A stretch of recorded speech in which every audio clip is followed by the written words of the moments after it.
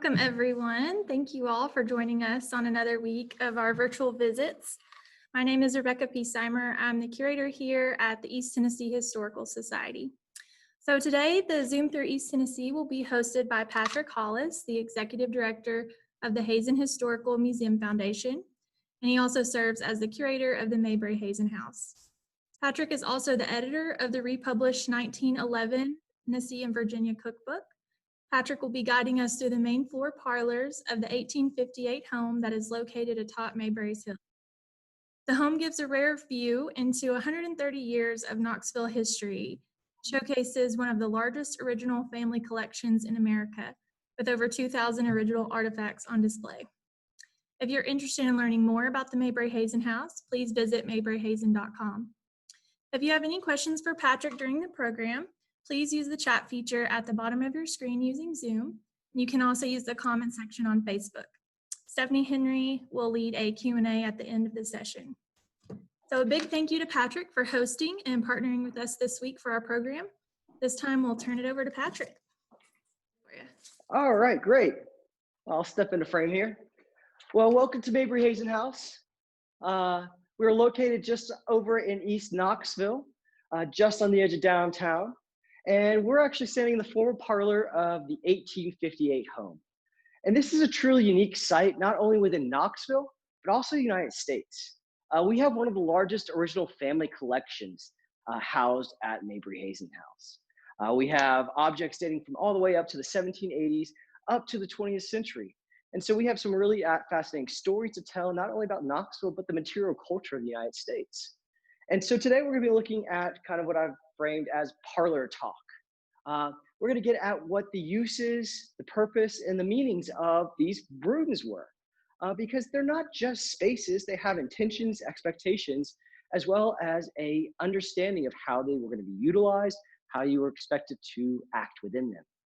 So first, we're gonna, first things first, I'll give you kind of the briefest history of Mabry-Hazen House. You know, if you don't know, home was built in 1858. Same family lived in it for 3 generations. So until 1987, a Mabry or Hazen family member lived here.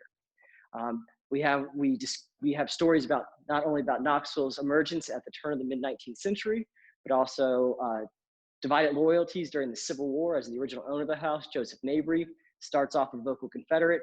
Halfway through the Civil War, when Knoxville switched hands, so did Mabry. Then you would go on for the Hazens, the 2nd generation, to move into the house around the 1890s. And so you can kind of get ideas of the New South and Knoxville's rising prominence at this time. Then you move into the 1920s with the 3rd generation, and most famously Evelyn Hazen, who sued her fiance of 15 years in 1932 for breach of promise to marry and seduction. Cost her social reputation, but she came back to this house and fought to maintain it, preserve it, and ensure that it is here today. But right now, we're standing in the formal parlor, and this is going to be the finest room of the house. During Victorian times in the United States, and when I say Victorian, I really mean about 1840 to 1910, is that you're going to be looking at a very strict set of manners and etiquettes you're expected to follow upon the invitation to a fine home such as this. And so upon invitation to the home, you would have come to the front door and been greeted by a family servant. And that gets to an important point about rooms like this in homes.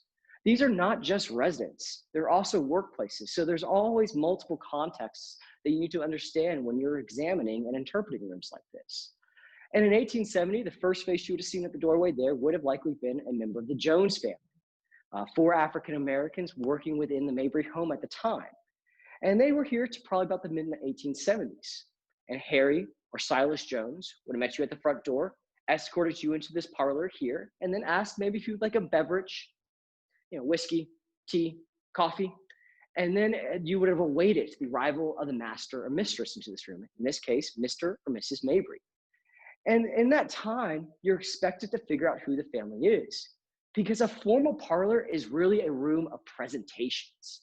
Now, the root word of parlor is actually parler, French for speaking and conversing, and that kind of gives you an idea of a room like this. The purpose of this room is merely for those conversations. And this is going to be an example of the status of an American family. It's going to be a room where you are expected to learn about them. Full disclosure, when you walk into my house today, some of the first things you see are Star Wars action figures and historic cookbooks. But that tells you a little bit of something about me. And it's the same sort of purpose with a room like this. You are expected to learn about the family through the material stuff. And a room like this is that you're trying to imply gentility, wealth, civilization, your interests. And so you put your whatnots, your knickknacks, your gamcrackery, or your fineries within a room like this to present yourself and impress guests to the home. And the Mabrys entertained very affluent individuals. They would have generals during the Civil War entertained within this room. They'd have politicians, investors, a variety of different socialites and guests venturing through Knoxville, no doubt came into this room to learn about the Mabrys and their identity. And so we're going to go ahead and kind of look at some of the stuff in here and what we can kind of pull out of what it's telling us about the Mabry-Hazen family. So the first thing we're going to look at is the parlor set. And this is the 7-piece chair and couch set within this room. And it was an essential part of a Victorian parlor. It has a sofa, and the sofa is supposed to be a kind of influence that idea of conversation as you are put together upon the couch here. You're going to have various chairs. Furniture this time is gendered, so you're going to have male and female chairs. For example, the throne here. This is the gentleman's chair. It's throne-like. You also have the ottoman attached to it. And this is American Rococo, the furniture style here. One of the most popular furniture styles in the 19th century. You'll find this form in homes like Abraham Lincoln's in Springfield, fine New York socialites and elite in the mid-19th century. And it really emphasizes that kind of high taste. You have very light curvature in the arms and legs. You also are often using a very fine wood. In this case, this is mahogany.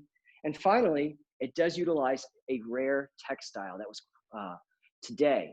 And these are covered as well as stuffed with horsehair. And horsehair was a prized fabric in the mid-19th century by Victorians because it's durable, as evidenced by the condition of these chairs. This is the original horsehair from the mid-19th century. It's value. It actually resembles silks and satins, but was more affordable. And also importantly for the servants of the house, this is one of the easiest materials to clean. It just requires a brushing off instead of a other type of fabric that would require a great deal more work and labor to clean. We even have evidence of this being in the house in the mid-19th century. This was an exciting find recently. So this is an ad that Mabry put out in 1864. And he actually lists right here, the couch set. And I noticed it was mahogany, it's actually rosewood, my bad. Rosewood and haircloth furniture, fruit powder, medallion sofa. So very excited to find that sort of evidence beyond just having an oral history. This room is also going to be exhibiting a very unique piece of Knoxville character, and that is the Tennessee marble fireplaces you'll find in 3 of the 4 parlors. Quarried here in Knox County in the 1850s. This is probably some of the oldest still existing carved Tennessee marble from Knox County in the United States. This is some of the rosewood, and you could see the intricate carvings on there. And ETHS had that excellent Rock of Ages exhibit that came out just a few years ago. I learned a great deal from it. And one of the most important little secrets I learned from it, Tennessee marble is not marble. It's crystal and limestone that resembled marble and was prized for varying colors and the ease at which it polishes. So it's a much more cost-effective material to actually manufacture, finish, and distribute. And you'll find it all over the country. Washington, D.C., St. Paul, Minnesota, Ohio. I even learned recently that there's some in Toronto, Canada. So it's an internationally renowned material from right here in East Tennessee. Last thing we'll point out in this room before moving over to the informal parlor are these 3 portraits along the wall here. Those are crayon color portraits, actually, of Joseph, Laura, and Lawrence Mabry. These were done by T.M. Schleer, one of Knoxville's most prodigious and well-known photographers in the mid-19th century. And these are pretty extraordinary because they do give you that lifelike color image of the family. These were done in December of 1867, and there's a possibility they were done by acclaimed Knoxville artist Lloyd Branson, who was employed by Schleer for many years to color in such portraits. And you actually produce these by taking the glass negative, allowing the sun to run through it and project it onto a onto a new piece of material and then you would actually trace and color it. And it's neat to see that there's another good, vibrant redhead nearby in Joseph Mabry.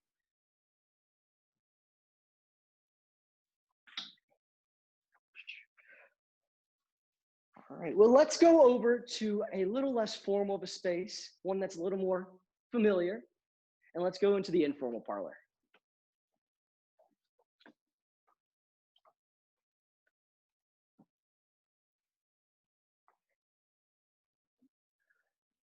This is the family room, sometimes called the drawing room at times in the 19th century because you could withdraw into this space for the family. But it's also evidence of the social status. One has risen above those living in just one or two rooms. Not only do you have a formal parlor, but you also have this informal parlor.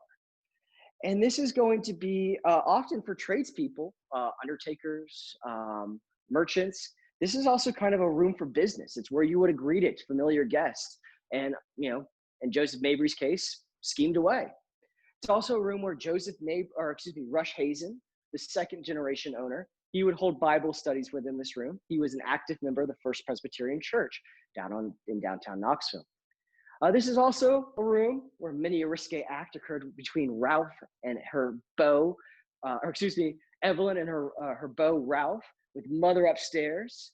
And that is not blowing hot air because we actually have that in court records. So this is a very active space in comparison to your formal parlor.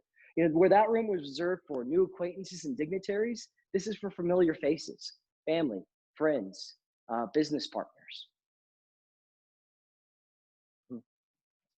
Okay, they'll get to it at the end. Yeah.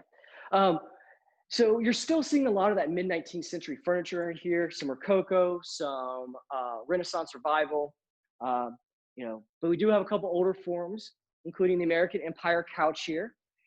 This was gaining popularity in the 1820s, and this is from about the 1830s. Additionally, you have an Empire style side table. And they're there to kind of enhance the national character in the United States. These are actually derived from a French style of the 1700s, but they became popular in the United States during an era of romantic revivalism. You want to kind of create these callbacks to classical forms and styles to give the United States a sense of heritage, a sense of history that it previously did not have when it formed as a nation in the 1800s or 1700s. You're also going to see a picture of young Miss Evelyn Hazen here, very much looking the new woman of the 20th century with her sleeveless low-cut dress, her bobbed hair and pearl necklace. And that style actually is really representative of a rapidly changing transition in women's style at the turn of the century. You're going from the very voluptuous, rigid grace of Victorian eras to a much more life, fluid, slender silhouette. And so you're seeing a really big transition. There'd be a lot of questions about how this resulted in women's health as it pushed sometimes unhealthy body forms, especially in mass marketing and advertising. And this would actually come back to haunt the Hazen family when one of their daughters died of an eating disorder in the 1930s. But it also was representative of women's changing place in society. Women's fashion was becoming looser. This is where you see the work blouse, the work shirt come into place. It's a blouse that allow women to participate in the workplace without having the multiple layers that kind of captured you and struck you in place. You're also going to be having teas in here. This is a very excellent room for the women in the house as they face into the public. Southern ladies were not expected to leave the home often. It was, you're moving into the undignified world of business and politics, and they could have a corruptive influence on women. But an informal parlor where you ladies could be called upon was a way to interact with that larger world. This is a way you would have friends over where you could talk of their husband's ongoings or their own. You do have women here in Knoxville that actually were business owners or quite wealthy. Then you would also, this is also one they could gossip, discuss the politics of the day. But again, this is also going to be a space where servants occupy and help operate. And when I am using the term servant today, it is important to note that I am encompassing both enslaved and domestic servants here at the house because of the long history. And that is not to diminish those huge cultural and legal distinctions inherent in those labels, but just for brevity and also for a bit of, and also because there's a great deal of similarity in the organization of houses, white households, we are going to use that simple word servant today. But the servants would be the one preparing the tea. This tea cart dates about 1920 and would have been carted in from actually the kitchen and the dining parlor. This is Limoges, French China. Again, really comes about from about 1900 to 1920. Limoges was a very well-known region of France producing fine ceramics as this. But there are a couple objects, again, that predate these 20th century pieces, including this biscuit jar, the cookie jar, dates about 1860, probably belonged to either Laura Mabry or Alice Mabry-Hazen, her daughter.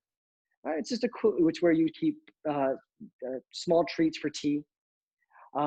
Then we also have this beautiful tea urn. This, according to Evelyn Hazen, this belonged to her great-grandmother, who moved to Knoxville from South Carolina in the early 19th century. And it's pretty, not only do you have the embossing on it with a natural motif of dogs hunting, birds, a variety of flowers, it also is unique that it has a burner beneath it. So you could have kept your tea hot or your coffee hot during the entire part of your tea service.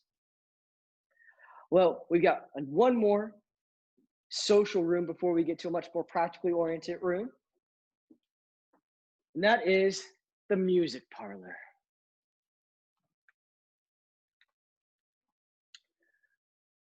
We are in the third socially oriented room of this house, really indicative of how the Mabrys perceived themselves in Knoxville society in the mid-19th century.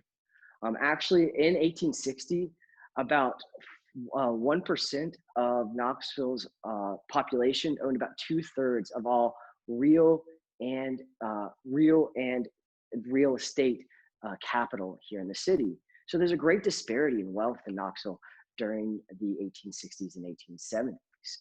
So to have 3 parlors when there could have been families down the street that only had 1 or 2 rooms they're living in really gives you an idea of how the Mabrys wanted to display themselves, to present themselves to the larger world. And this is going to probably be the most social of the 3 parlors.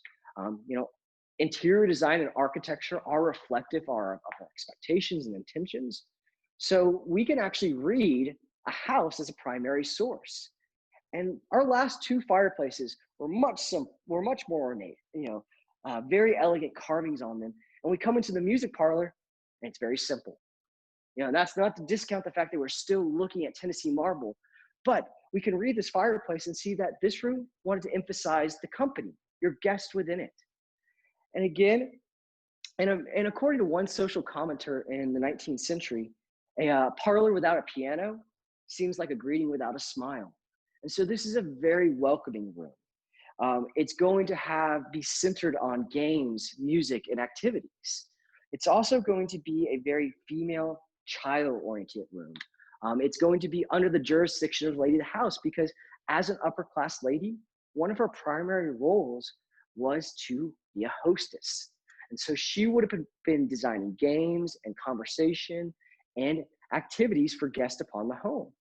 And it was a way to portray women's domesticity, their sense of femininity, to be able to stay away from the harder activities of life and be able to indulge in things like polite literature, piano, as well as the day-to-day management of the household.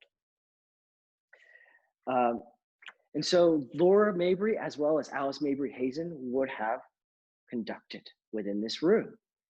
And they probably would have often played this 1850 square grand piano here. This is another piece that we recently discovered has been here since the home's construction. It was also one of those listings in the ad that I showed earlier. And according to family legend, when Laura Mabry learned of her husband and son's death in the gunfight on Gay Street in 1882, Laura Mabry was playing the piano.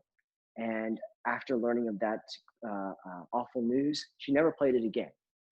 Now, that just might be a bit of family Southern Gothic flair, but it does speak to the grief that Laura Mabry experienced upon losing her husband and son.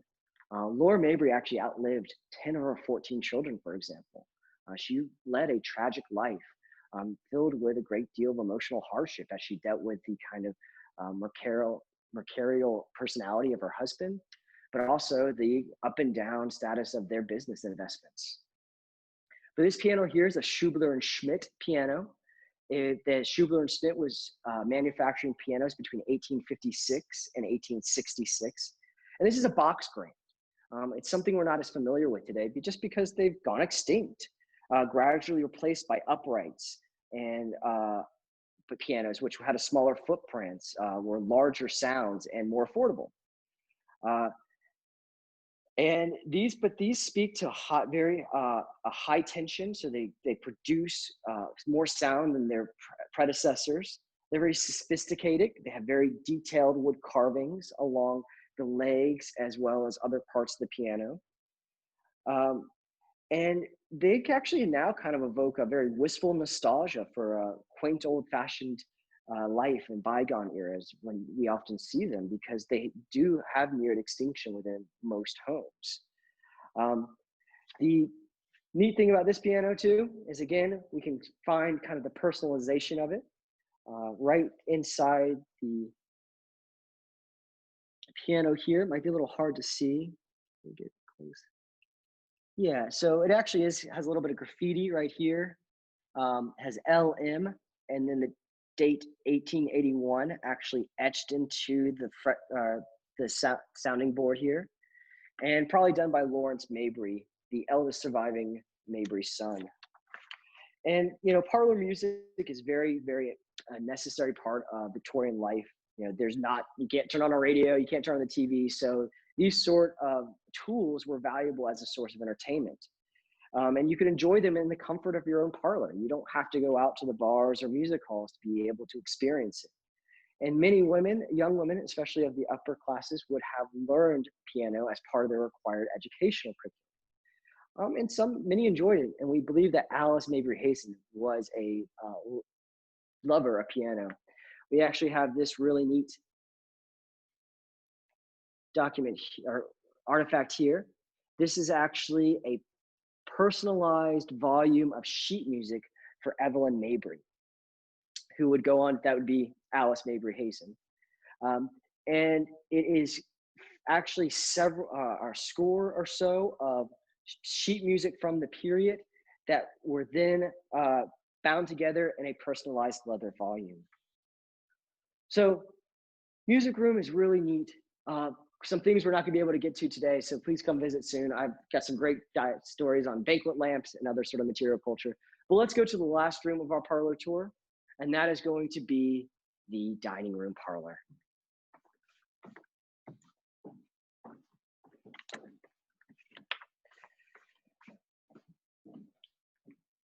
So this is probably the one room on the main floor here that's lost its pure Victorian aesthetic. You're seeing a lot more intermingling of objects from the 18th, 19th, and 20th century.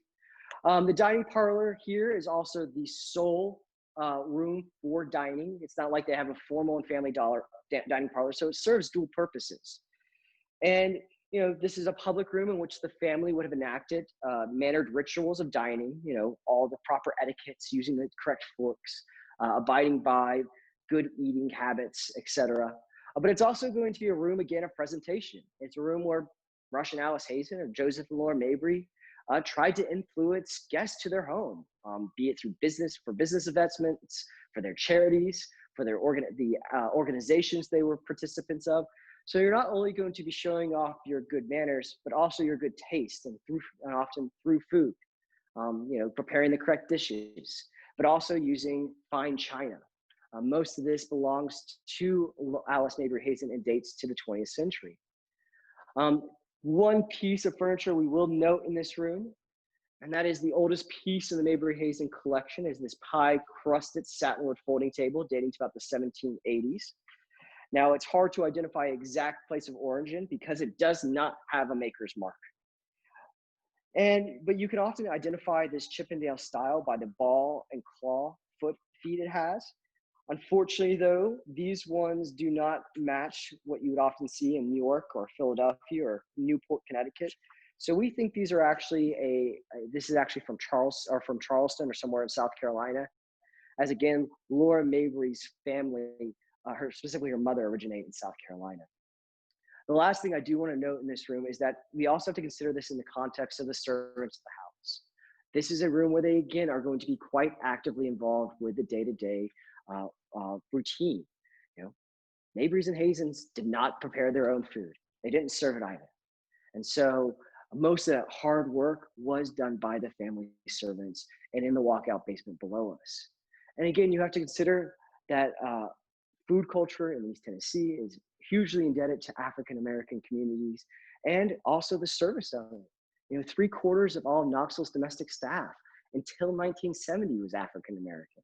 And so you're going to see these sort of day-to-day biracial interactions within a space with this, but it is going to be often weighted depending upon class, upon race, and ethnicity.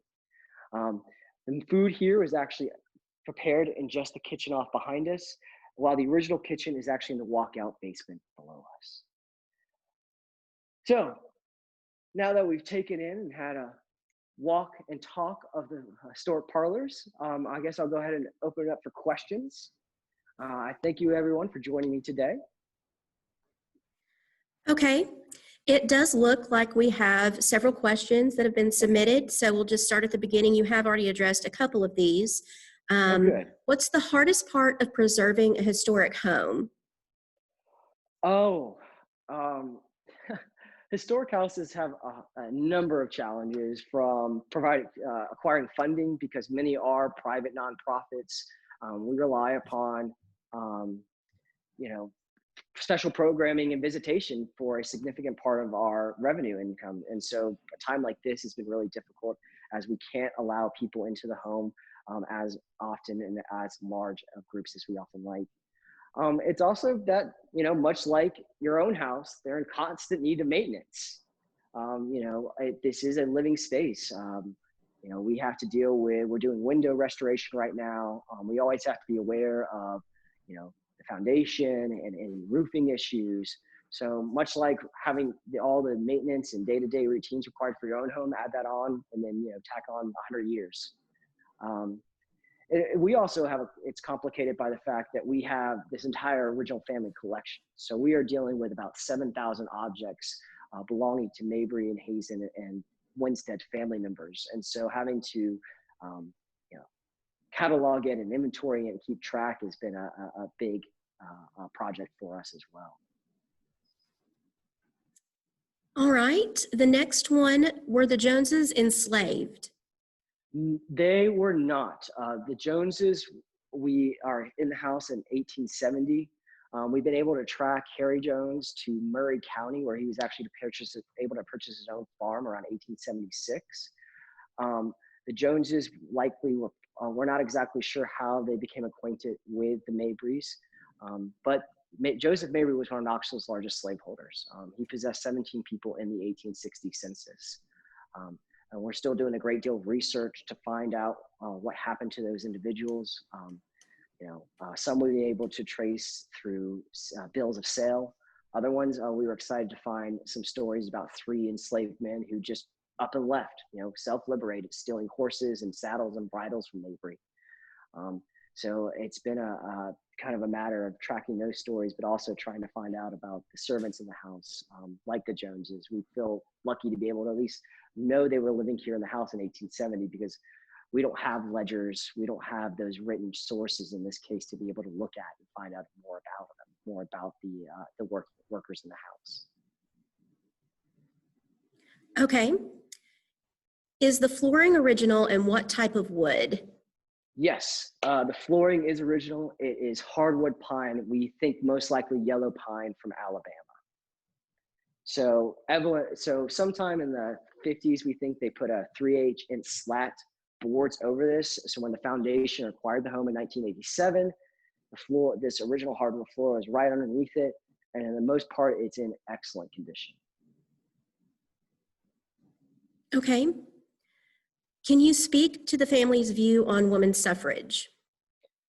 Not yet. We are still exploring where exactly the family lay on that spectrum. I've been meaning to get over to actually the McClung Library because I know they have the voting records for the women, for when women were able to finally vote here in Knoxville in the 1919 election and onward. And so I'm looking to get over in there and find out whether or not the Hazen women voted. Looking at Alice Hazen and her beliefs, there's a good possibility that in her upbringing and such, there's a good possibility she would have been an auntie, but we're not sure.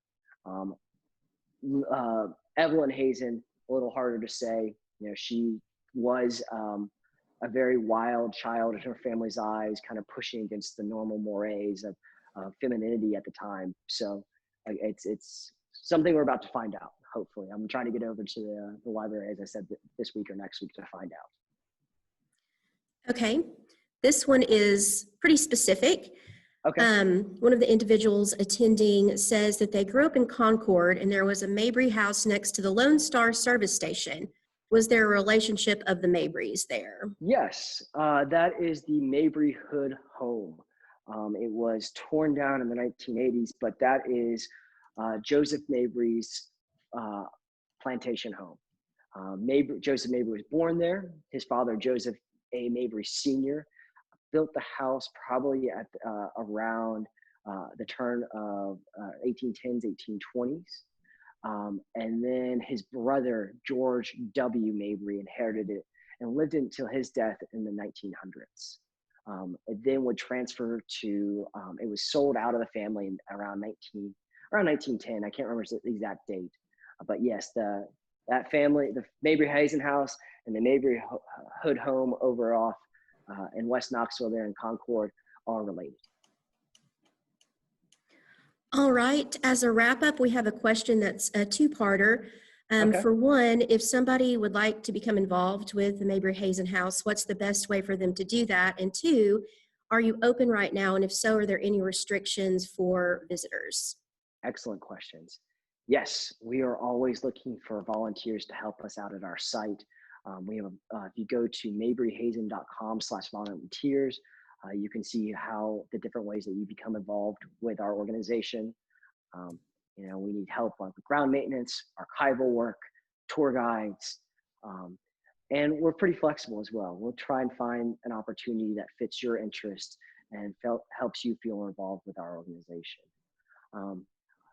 And we are open right now. We are running from Monday through Friday with tours at the top of the hour from 11 to 5. Last tour goes off at 4 p.m. Face masks are required within the house and we are limiting tours to 10 people at this time. If you'd like to reserve a tour slot, you can go to our website and click on the link and you can go ahead and reserve your tour for the top of the hour. That way you can go ahead and secure it ahead of time. All right, I think that'll conclude the program for today. Again, a big thank you to Patrick and to the Hazen Historical Museum Foundation for this partnership opportunity. Our next program will be held at 1 p.m. on August the 6th, so please check our Facebook and eBlast for forthcoming information on that topic presentation.